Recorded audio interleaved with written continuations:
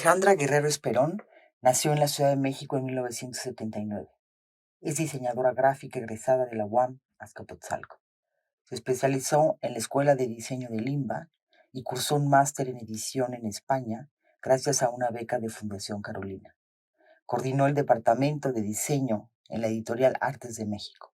Actualmente es coordinadora de diseño y producción editorial en el departamento de publicaciones del Colegio Nacional y socia fundadora de Ahuehuete, estudio de servicios editoriales.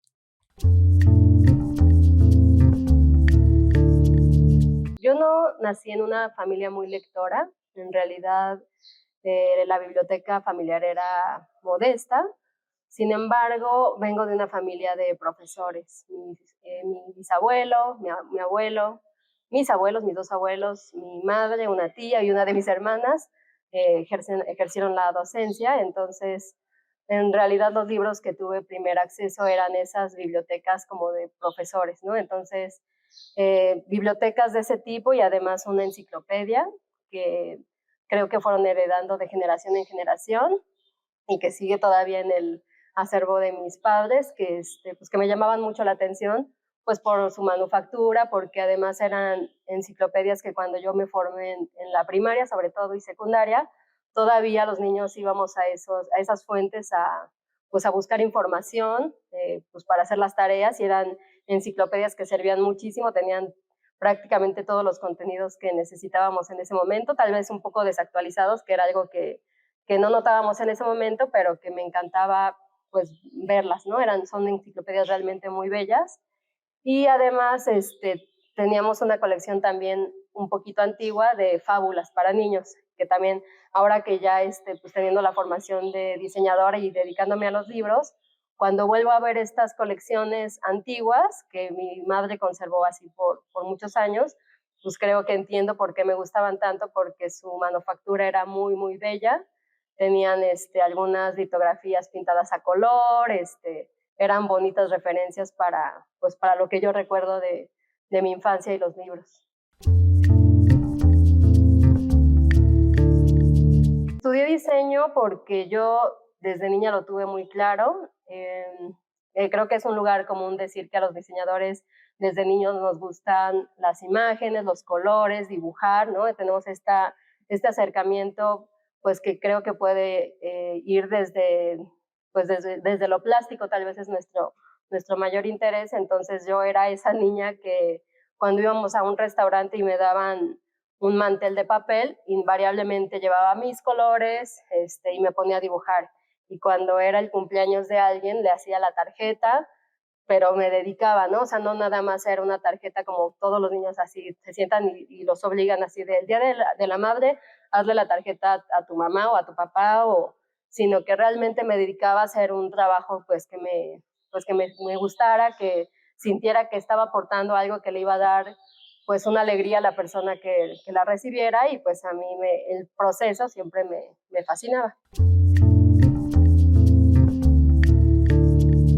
Yo hice un proyecto terminal en la UAM, que es una especie de tesis.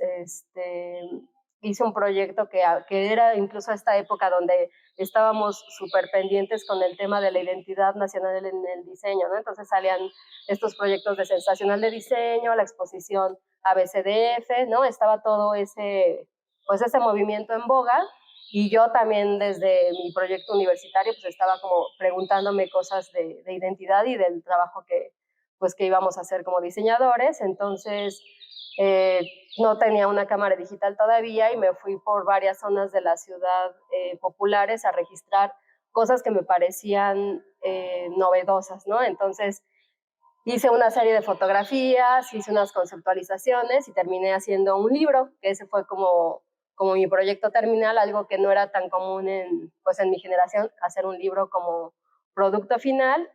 Ese libro gustó bastante, digamos, en esa búsqueda, ¿no? Con los profesores como que también hablaron del proyecto, y un compañero me recomendó con su jefe del Reforma, que era Luis San Vicente, que es un ilustrador pues que sigue muy activo. En ese tiempo él les contó a sus compañeros, mi amiga hizo este proyecto, me gustaría que lo vieran, y yo acudí al Reforma pues a mostrarles el libro, les gustó mucho y Luis San Vicente fue quien me pasó el contacto de Marina Garone.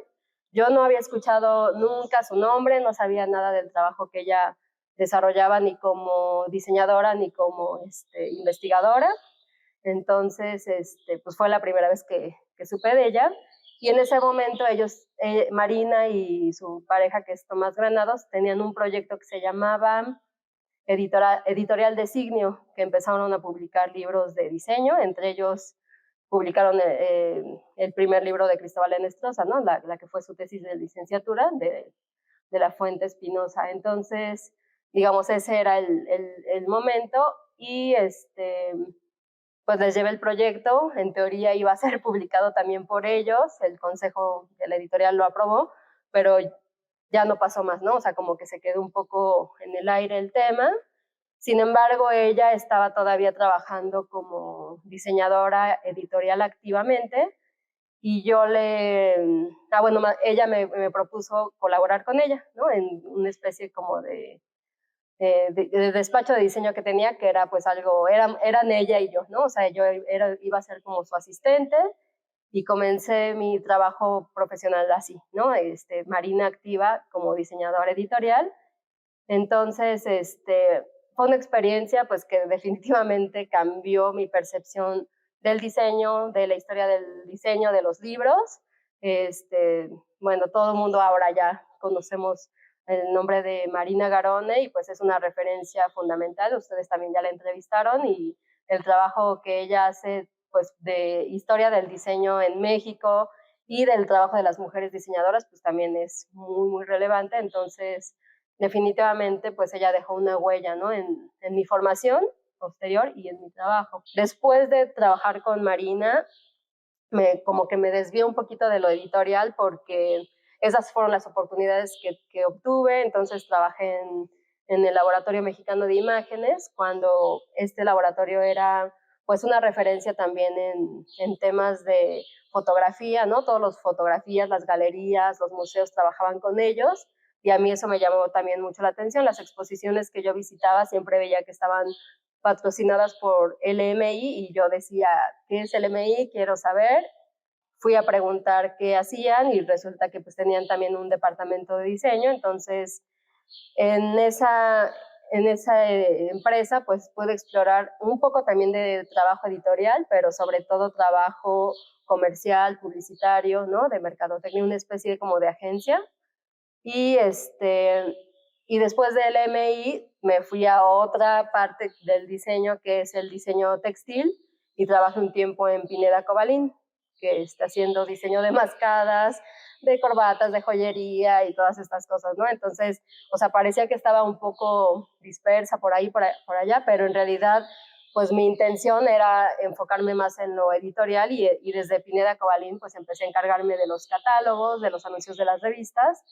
Y estando en Pineda Cobalín fue que decidí estudiar la especialidad. Bueno, empecé a estudiar un diplomado en Edimba de tipografía, luego supe que tenían la especialidad y continué estudiándola ahí mismo y ya, a partir de haber estudiado la especialidad con Uciel, con Leonel, con Regina, con Andrés Ramírez, decidí que me quería clavar completamente en lo editorial, renuncié a ese trabajo y empecé a trabajar por mi cuenta durante 5 años, que también pues empecé a tener mucha diversidad pues, de experiencias profesionales y editoriales, algunas no muy afortunadas, o sea, en términos de los resultados que yo tenía trabajando ciertos libros o títulos pues no conocidos o cosas así, pero pues que al final me fueron permitiendo explorar qué era trabajar con libros y con editoriales, aunque siempre externamente, ¿no? Efectivamente, aunque sí tengo experiencia en otros ámbitos, como ya les comenté, comerciales, mi mayor experiencia es en ámbitos culturales, en editoriales, pues diversas como diseñadora independiente, pero ya formando parte de un equipo editorial en la Editorial de Artes de México y ahora en el Colegio Nacional. Yo estoy muy agradecida de las oportunidades que me han brindado, sobre todo estas dos instituciones, que además son pues de gran prestigio, ¿no? No solo para el trabajo del diseño en México, sino incluso pues el impacto cultural que han tenido en este país y a veces más allá, ¿no? De las fronteras. Es lo que más disfruto, definitivamente los libros que yo diseño, que tienen un contenido que me interesan, me inspiran mucho más. También algo que me gusta muchísimo es poder colaborar en todas las facetas del libro, ¿no? Que no nada más yo sea una parte más de un engranaje más diverso, sino siempre cuando me puedo involucrar incluso emocionalmente con los proyectos, pues son los proyectos que terminan siendo más ricos, más memorables y con el tiempo, pues cuando los revisito, me tienen más orgullosa, ¿no? Entonces, esa es una práctica que yo recomendaría así completamente, pues no, o sea, en cualquier institución, en cualquier empresa, que las personas se involucren en los procesos completos, que no nos dividan así como si fuéramos una fábrica, ¿no? Entonces, o sea, de preferencia que aunque las decisiones finales no siempre sean las nuestras, pues que nuestra voz se escuche, ¿no? En la toma de las decisiones. Y eso, pues es algo que yo agradezco mucho del trabajo que he realizado. Sin embargo, también me gustaría poner el acento en que a veces romantizamos un poquito el trabajo en instituciones culturales y es muy común que, o sea, el trabajo en una institución como esta, en una editorial de prestigio, pues son trabajos limitados y la cantidad de diseñadores que estamos en el mundo trabajando, pues o sea, somos muchísimos. Hay una demanda impresionante de colegas, de búsqueda de trabajos. Estos son los trabajos que todos queremos hacer, ¿no? Todos queremos estar en el medio cultural o en el medio artístico. Sin embargo, eso a veces ha permitido que las dinámicas laborales no sean tan justas, ¿no? A veces los salarios en estos gremios están castigados y a veces nosotros mismos por romantizar un trabajo que disfrutas mucho, aceptas ciertas condiciones que no son ideales. Tengo algunos que me gustaría mucho compartirles. Este es un dueto de libros que me hacen sentir muy orgullosa porque definitivamente haber podido trabajar directamente con Miguel León Portilla, que es pues una institución en nuestro país, como historiador, como escritor también, como investigador, pues es privilegiado, ¿no? En este título que desarrollé justamente en Artes de México cuando estaba todavía por allá, pero que curiosamente es una coedición con el Colegio Nacional, que es la institución en la que ahora trabajo, tuvimos la oportunidad incluso de visitarlo en su casa y de mostrarle el trabajo de este libro. Entonces, bueno, fue muy satisfactorio poder proponer o sea, en realidad aquí tuvimos muchísima libertad de acción. Pudimos proponer como el equipo que estábamos en ese momento en diseño y redacción en Artes de México, proponer la idea de que la ilustración la hiciera Joel Rendón, que también pues es una autoridad en su campo y que pues que realmente como que entendió perfectamente la idea de lo que nosotros queríamos construir, ¿no? Estos son algunas leyendas que tienen así como un tema erótico, pues que León Portilla fue recopilando, ¿no? En todos sus escritos y que perfectamente quedó ilustrado por Joel con esa estética que le va muy bien, ¿no? A este libro. Entonces, tanto este libro como Teatro Náhuatl, que ya lo desarrollamos aquí en el Colegio Nacional, fueron además de libros pues bastante aceptados, premiados, comentados. Fueron de los últimos libros que León Portilla tuvo la oportunidad de revisar en vida, ¿no? De hecho, este es el último. O sea, terminamos este libro y a los pocos días él falleció, entonces es un poco pues una cosa que te queda un poco esa marca así de no puede ser que una persona que ya es una leyenda de nuestro país, que todo mundo en algún momento leímos su visión de los vencidos y que incluso antes de saber qué era de él ya habíamos escuchado el nombre de este libro y que ya está así como tatuado en todos nosotros, pues haya podido tener yo un contacto y hacer algo con su obra, ¿no? Y pues al final es algo que para mí es muy memorable, no solo por el contenido, sino justo por todo este trabajo de coherencia con el texto, con las imágenes, la iconografía, el diseño y el cuidado, ¿no? Que tratamos de dar a los dos proyectos. Entonces, pues son dos de las cosas que me tienen muy contenta haber desarrollado. Y otro de mis,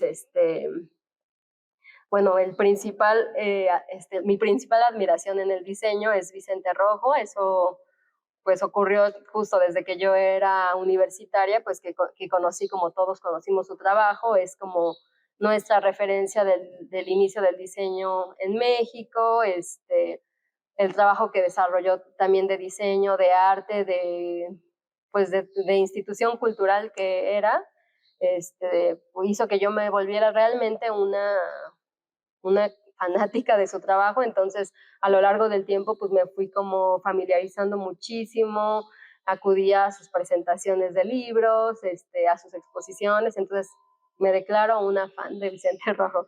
Y entonces cuando tuve oportunidad desde Artes de México de hacer alguna revista con alguna imagen, por ejemplo, yo teníamos un libro que se llamaba del rojo al rosa mexicano. Entonces encontré una imagen de Vicente Rojo que tenía toda esta gama de colores y para mí era obvio que tenía que estar en la portada, y la propuse y se quedó.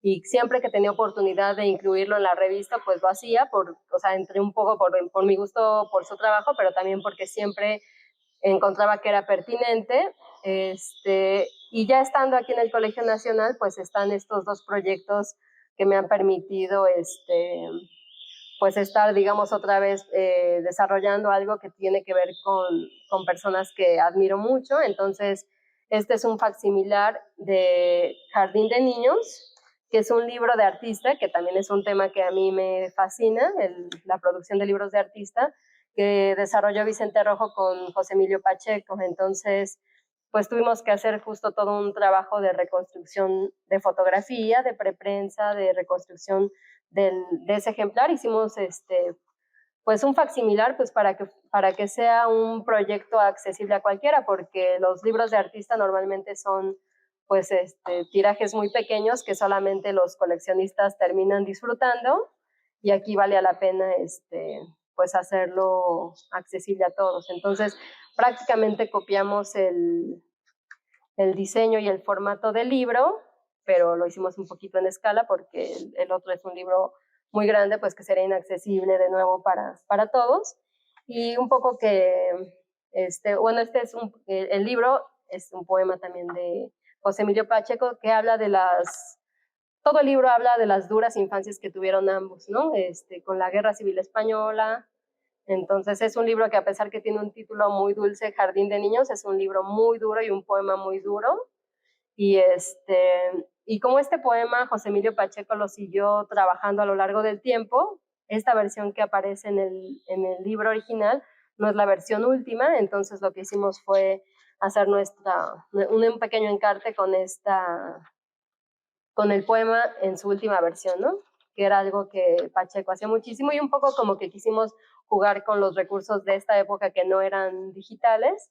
Entonces emulamos como si José Emilio Pacheco mismo hubiera escrito su última versión en máquina de escribir, ¿no? Y jugar un poco con las posibilidades de una máquina de escribir. Entonces, la verdad es una edición muy, muy linda, ¿no? Tiene todas estas intervenciones.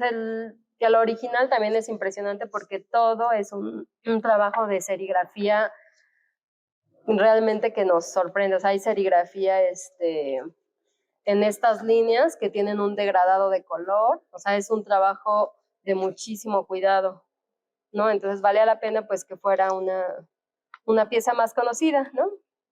Para todos. Y nuevamente, ojalá no sea yo la de la mala suerte, pero nuevamente me tocó participar en el último proyecto editorial de Vicente Rojo. Este es el catálogo de, de una exposición que se montó aquí en la Galería del Colegio Nacional, que se llamó Vicente Rojo 80 años después, Ipanema, cuaderno de viaje de Francisco Rojo Luc en el vapor Ipanema.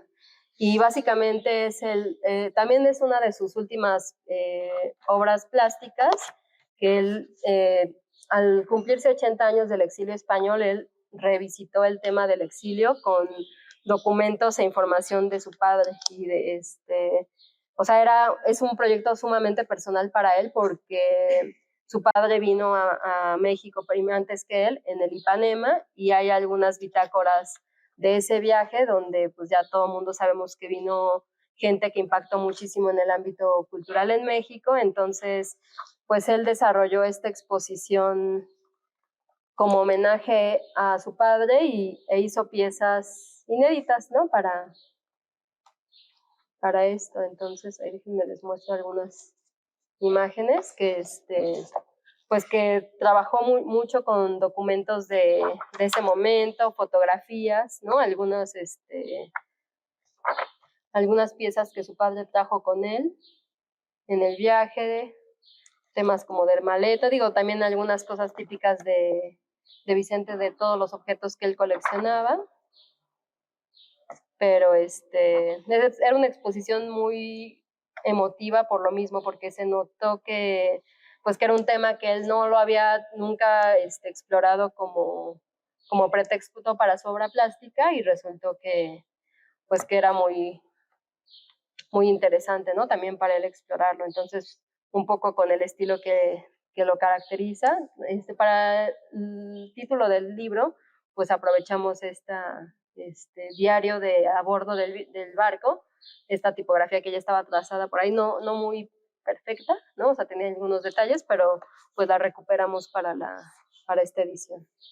Entonces pues sí, también son libros pues que me han gustado mucho hacer, un poco también pues por mi grado así de gusto por el trabajo de los autores. Y algo un poquito más reciente que también me gusta mucho el resultado es esta colección de textos diversos que tenemos aquí en el Colegio Nacional.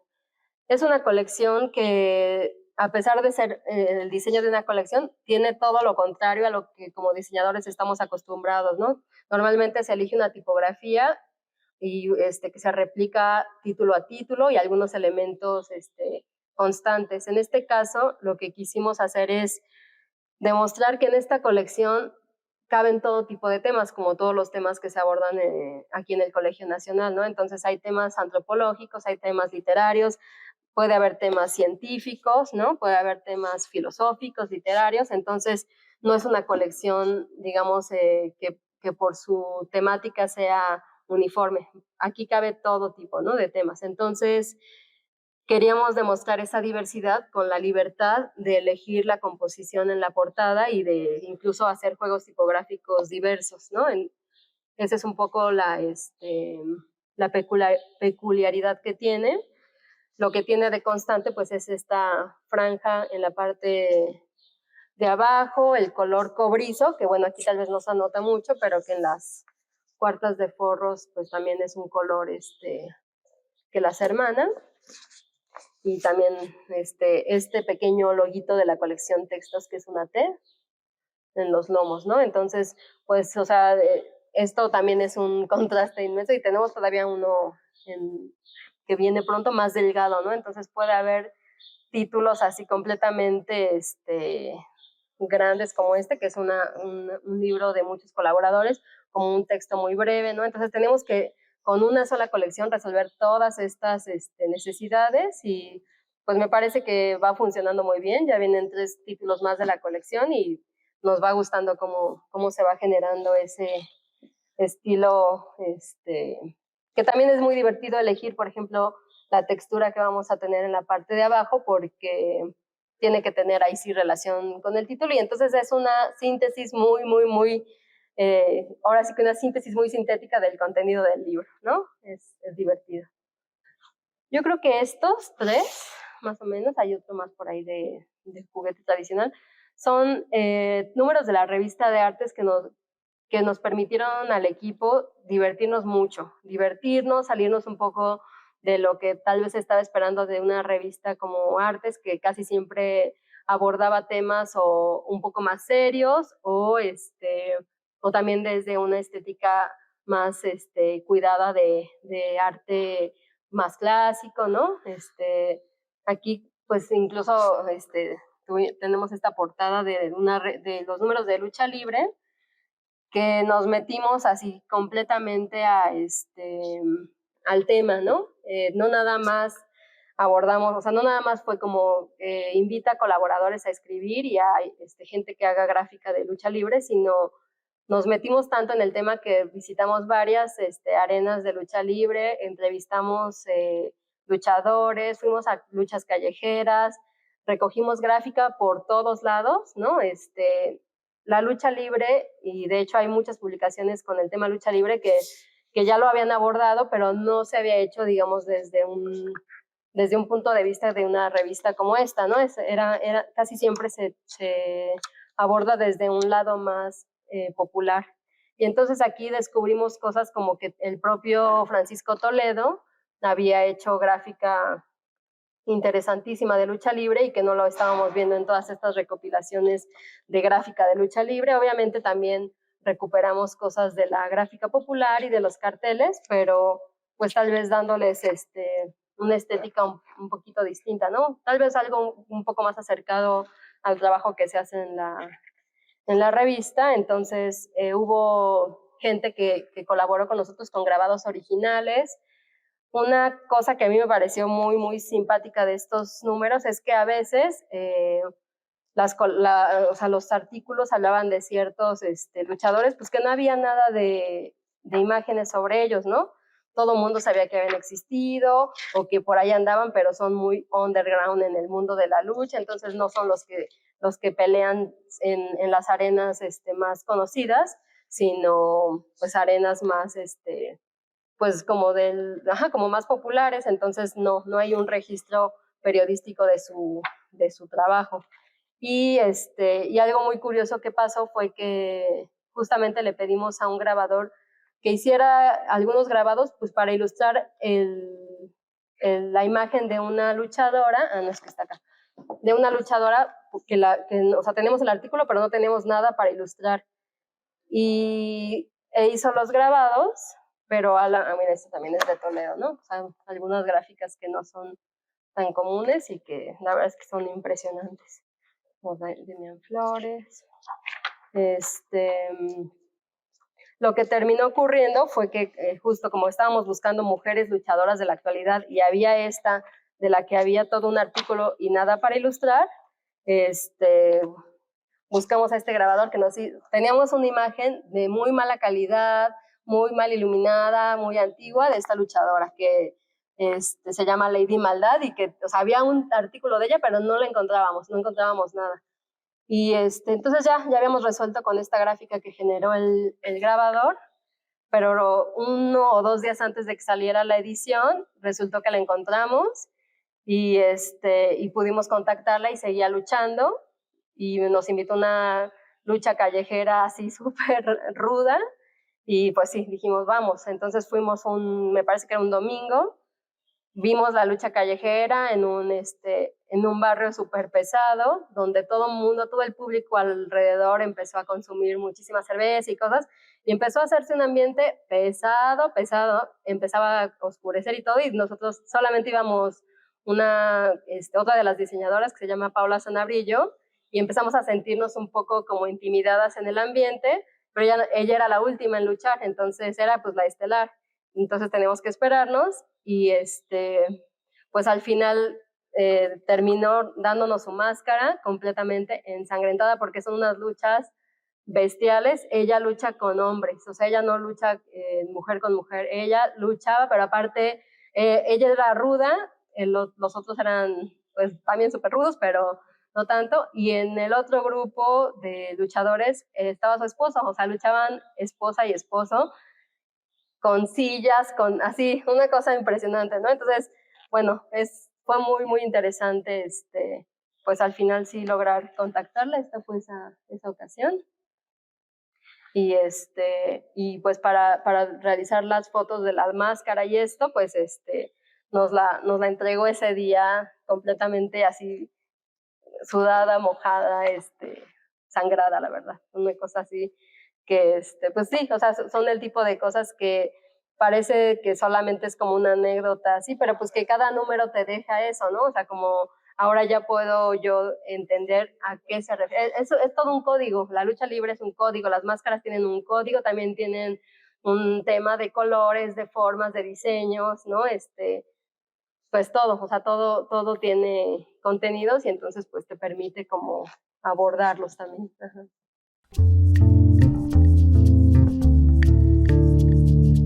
Yo no sé si tiene que ver justo con este gusto que tengo yo por el libro impreso, que como que un poco que me niego a pensar que estamos en una decadencia. Yo creo que tanto yo como muchas personas seguimos disfrutando mucho de los medios impresos. Claramente hay una tendencia, ¿no? O sea, a cada vez imprimir menos, pero creo que es un filtro también, ¿no? Todo este tema de los libros electrónicos es un filtro para que contenidos de relevancia se mantengan, ¿no? O sea, que se elija bien qué se va a seguir imprimiendo y hay algunos contenidos, incluso en este tipo de instituciones como el colegio, que vale la pena tener solo en versiones digitales porque su consumo no va a ser suficiente y es preferible hacerlo así a tener bodegas llenas, ¿no? De libros que no le llegan a nadie o que no le hablan a nadie. Entonces, pero, o sea, yo tengo como esta creencia pues de que no va a dejar de existir, porque además estos formatos son lo más estable que hay, o sea, que ha existido en la historia de la humanidad, ¿no? O sea, no, todos los contenidos que ahora consumimos digitalmente, pues los perdemos inmediatamente, los formatos, pues de los EPUBs, los PDFs, todo eso, llega un momento donde ya no los podemos consumir, o sea, el tiempo se los lleva muy fácilmente, cambiamos de instrumentos electrónicos o de formatos y no podemos estar trasladando la información de todo lo que producimos cada vez, ¿no? O sea, si yo produje algo digital en, no sé, en 2010, yo ya no lo tengo tan fácil a la mano, ¿no? Incluso los archivos digitales de esto, a veces nos cuesta mucho trabajo recuperarlos, ¿no? Entonces, pues definitivamente necesitamos todavía este soporte, ¿no? De nuestras ideas, de nuestro conocimiento y pues solamente que hay que saber discriminar que si vale la pena llevarlo a él. A mí me inspiran mucho las personas en los equipos que yo he colaborado, ¿no? O sea, tan así me han inspirado que el proyecto que tengo ahora también independiente, que se llama Huehuete, lo formé pues, con las personas que más me inspiraron en mi paso por Artes de México, que son mis compañeras editoras, redactoras y colegas diseñadoras. Y, y también en el colegio, pues me inspira muchísimo trabajar con un editor como Alejandro Cruz, que pues tiene toda la experiencia y la visión pues justamente de hacer de estos objetos algo memorable. También me inspira mucho el trabajar con gente muy profesional, aunque no sean solo mis colegas, sino en el equipo en el que estoy ahora, Daniela Aguilar es una editora de la que van a escuchar hablar mucho porque es una persona genial y trabaja maravillosamente, ¿no? O sea, de hecho, es la que nos ayudó hace rato con el agua.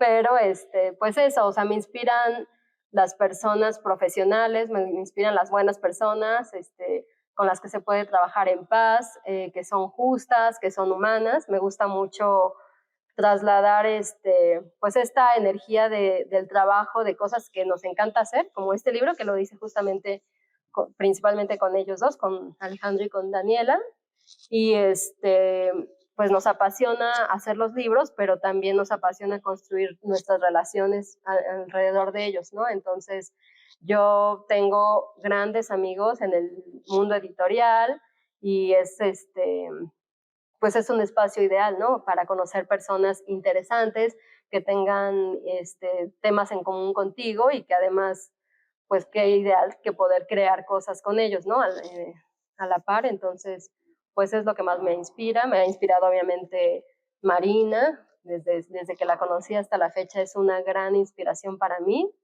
Me impresiona su capacidad de trabajo. También me han inspirado los videos que he visto que ustedes hicieron y su propio trabajo es muy inspirador y pues creo que eso, conocer el trabajo de primera mano de las personas y también visibilizar trabajo que no siempre vemos, ¿no? Tal vez justo porque mis primeras referencias del mundo laboral fueron figuras tan fuertes como Marina y luego en artes, pues a pesar de que es una editorial que siempre se asocia con Alberto Ruggi y Margarita de Orellana, en los 8 años que estuve yo ahí, la cabeza fue Margarita de Orellana, entonces, y todo el equipo era femenino, o sea, sí teníamos alguno que otro compañero como Uriel Nerio, masculinos, pero la verdad es que la mayoría éramos mujeres trabajando juntas en varios proyectos, en Pineda Cobalín, en Artes de México. En el colegio sí somos un poquito más diversos, pero no he sentido yo en particular algo tan marcado como que por ser mujer tengo menos oportunidades. Sin embargo, creo que a veces no es algo que necesariamente te topes tan frontalmente, sino que es algo pues que ya tenemos un poco instalado en nuestra perspectiva de lo que somos, ¿no? O sea, yo lo que sí he notado, más que una menor participación en el gremio de las mujeres, es una menor proyección del trabajo por nosotras mismas, ¿no? Entonces, de pronto, al no vernos tan representadas, por ejemplo, en conferencias, en seminarios, en todo esto, o sea, que el hecho de que las participantes o los participantes casi siempre sean masculinos, sin querer como que nos delega, ¿no? O sea, es algo que tal vez no hacemos a propósito, pero que lo traemos instalado pues porque es una cosa ya de programa, ¿no? De, pues sí, estamos trabajando y eso, pero tal vez lo que hago no es tan relevante, o tal vez yo no tengo algo tan importante que decir, o no soy tan clavado como no sé qué, ¿no? Y al final como que un poquito como que nos vamos relegando como género, ajá.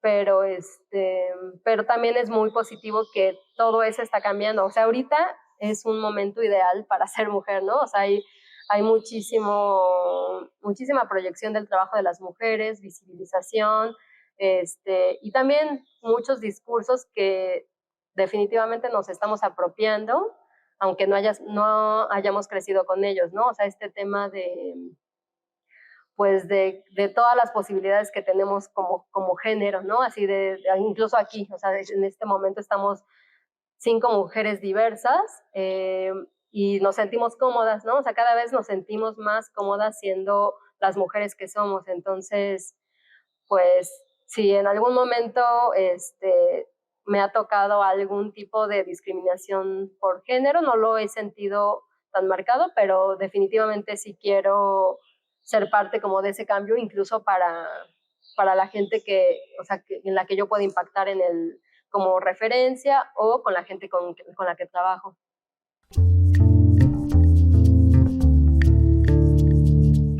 Pues que aprovechen muchísimo esa etapa formativa. Hay tanto por aprender, o sea, nunca se acaba, ¿no? O sea, incluso nosotras que ya tenemos un tiempo en el desarrollo profesional, en la labor, no dejamos de aprender. Ahorita la información está a la mano, hay muchísimas opciones pues de formación, de crecimiento, hay cosas virtuales, digitales. A las diseñadoras jóvenes y diseñadores también, les recomendaría muchísimo que se salgan del tema solamente del diseño, ¿no? Hay todo tipo de conocimiento en el mundo que nos puede nutrir como diseñadores muchísimo más que solamente meternos a conocer paquetería o temas de diseño. O sea, es evidente que sí necesitamos aprenderlos, pero hay más, ¿no? Entonces, mientras más te nutras de otras cosas, vayas a conferencias, vayas al cine, vayas a museos, leas libros, ¿no? Todas las referencias a las que te puedas, a las que te puedas allegar a ti, te van a servir muchísimo y van a darle, pues, una carga personal a tu trabajo también.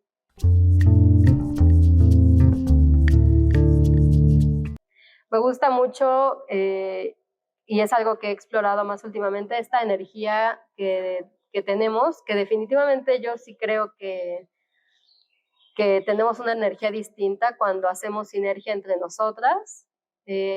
Ha sido como muy conocido este tema de que las mujeres somos competitivas y nos ponemos el pie o nos criticamos, y yo creo que a veces sí puede pasar, nos ha pasado creo que a todas, que encontramos a mujeres que no son solidarias con nosotras, pero a mí también me ha pasado que en el camino me he encontrado mujeres con las que hago así esa sinergia en donde puedo fluir perfectamente, que me nutren mucho, que me cuidan, que las cuido, ¿no? O sea, pues que sí hay, creo que un tema como de acercamiento humano entre nosotras, que cuando lo potenciamos, cuando lo buscamos realmente, puede ser algo, pues que ya nos lo llevemos para nuestra vida y que, o sea, que incluso nos permita quitarnos como ideas de como cosas así de amor romántico, esto es lo que tienes que buscar, querer, si no tienes esto, bla, bla, o sea, todas estas ideas como que nos metieron a la fuerza, pues de pronto pues puedo tener un grupo de amigas increíble, o de hermanas, o de primas, y no necesariamente solamente existe esta forma de encontrar mi felicidad o mi bienestar, ¿no? Entonces, yo he encontrado muchísimos grupos de amigas en las que me siento muy bien, también de amigos, con mi pareja también me siento muy bien, pero creo que son cosas invaluables encontrar mujeres con las que puedas compartir y además ayudarnos entre nosotras, entre generaciones también, porque la mayor parte de mis amigas son más jóvenes que yo, o sea, o las más cercanas, y la verdad es que todo el tiempo me están nutriendo a mí, o sea, más que ser yo la más grande y la que les enseño, al contrario, yo estoy todo el tiempo nutriéndome de estas nuevas generaciones de mujeres que están en el tema de vamos a estar bien nosotras, no vamos a cuidarnos, ¿no? Sobre todo.